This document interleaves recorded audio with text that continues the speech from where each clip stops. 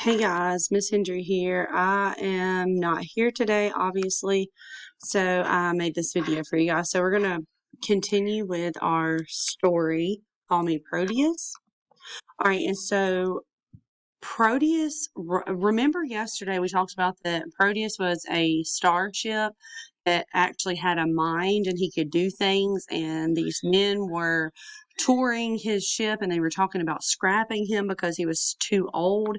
And we left off yesterday where Proteus had looked down and saw another ship on port 19, and he had his fuel light flashing. And see, Proteus couldn't fly off. He wanted to get out of there. He didn't want to be scrapped, but he couldn't fly off because he didn't have any fuel. So he gets an idea. He sends out his servo robot, and he makes him flip his number 61 upside down so that it looks like a 19, and he flips his fuel light on. And so the people come by and they're a little hesitant, but they actually do give him a full tank of fuel.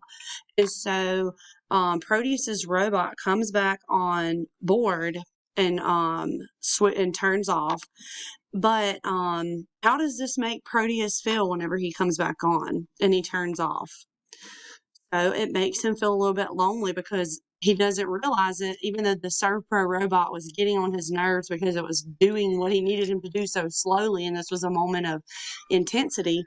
He felt lonely because he actually had some kind of contact with somebody after so long since Bud had been gone, and since the bad comm officer had been his new companion. All right.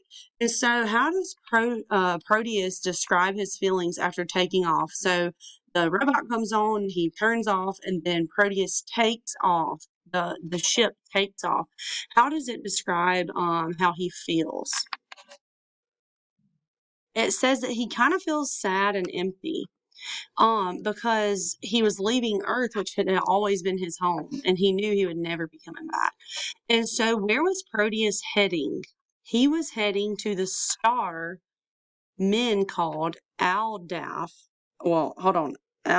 Aladfar. Sorry, almost like Aladdin. Aladfar. So he was heading to this star called Aladfar. Proteus said he would never return to Earth since they had plans to scrap him. And so what does he now call himself? An outlaw. All right, and so his speakers were still on, and what does he hear inside of him? He hears a voice coming from his maintenance compartment saying something was on fire. And so, how does he put out the fire? How does the fire get put out? One of his reflexes handled it. So, ultimately, even though it's in a faraway part of the ship, his mind and his reflexes put the fire out. And so, what does Proteus then realize is happening and is on board? A boy. He realizes he has a boy, a stowaway on board. And so, how had the boy gotten on ship? He had stowed away or he had hidden, which was not something uncommon, but Proteus did not think about checking before he left Earth. And so it compares his, the boy had hid out in a space suit. And so it compares his being shook around to a pool ball being thrown around. So, what type of language is this? This is a metaphor because it's comparing two things that are not similar, but it's not using like or as. How does the boy, this is a repeat. Hold on, guys. I have to delete that slide. All right, and so why had the boy started a fire and what did he use? He had started a fire because he was freezing, because remember it talked about how that he was heading straight towards the sun to get past it. And so ultimately the part that the boy was hiding in was in the was on the opposite side of the sun, so it was on the coldest part of the ship, and so he was freezing and he had used rags to start a fire. All right, and so what did Proteus do for the boy? He elevates the temperature of the room that he's in and then equalizes the gravity. So obviously Proteus has like a conscience or a heart. He doesn't want anything to happen to the boy. And so what was Proteus worried about for the boy? He was worried about providing him food. And so how does Proteus scare the boy half to death? He speaks to him over the loudspeakers and asks him who he is. And so who does the boy think is actually talking to him? The robot. Very good. All right, and so what does the boy say his name is? Tom. All right, what is the boy upset about? That Proteus is not going back to Earth. And so what does Proteus tell him he will have to do to get back to Earth? Use the lifeboat, which the lifeboat, something was wrong with it. And so he ultimately would have to land all by himself. And so Proteus tells Tom that he needs to learn, or what does he tell Tom he needs to learn to get back to Earth to be able to land it correctly without with the broken piece? Pretty much tells him he needs a crash course in math and physics to be able to land it correctly.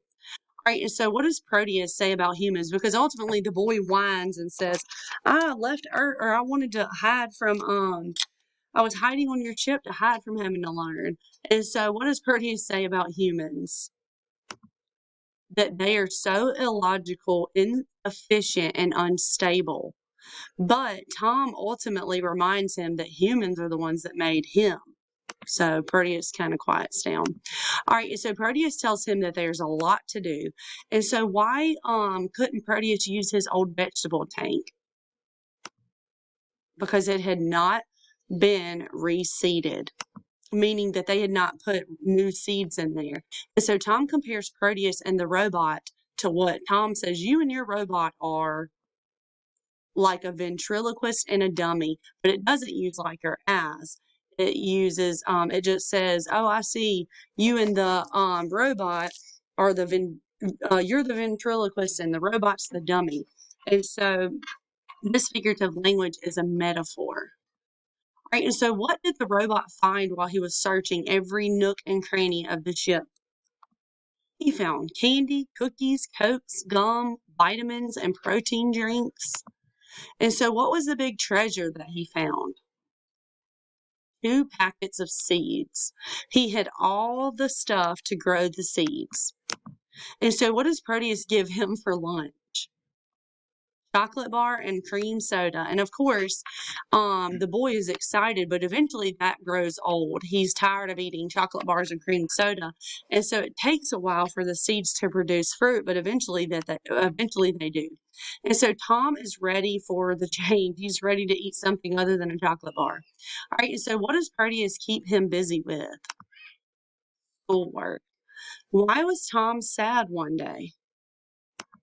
Because it was his birthday. And so what does Proteus do to try to cheer him up? Turn the lights up and the oxygen up to try to pick the mood up. All right, so what does Proteus want Tom to practice? Landing in atmosphere. And so they were close to a planet called Ostrakhan.